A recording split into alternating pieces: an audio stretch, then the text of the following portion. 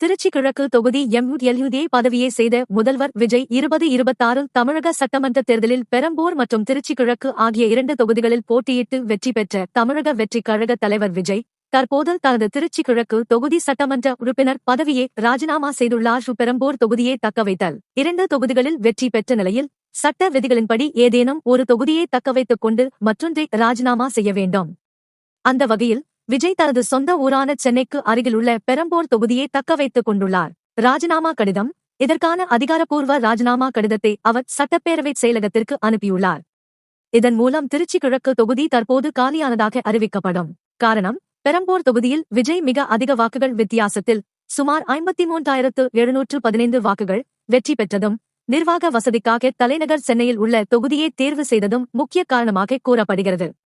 திருச்சி கிழக்கில் அவர் சுமார் 27,416 வாக்குகள் வித்தியாசத்தில் வெற்றி பெற்றிருந்தார். இடைத்தேர்தல். விஜயின் இந்த ராஜினாமாவை தொடர்ந்து அடுத்த 6 மாதங்களுக்குள் திருச்சி கிழக்கு தொகுதிக்கு இடைத்தேர்தல் நடத்தப்படும். இந்த தொகுதியில் தவிக சார்பில் மீண்டும் ஒரு வலுவான வேட்பாளர் நிறுத்தப்படுவார் என எதிர்பார்க்கப்படுகிறது.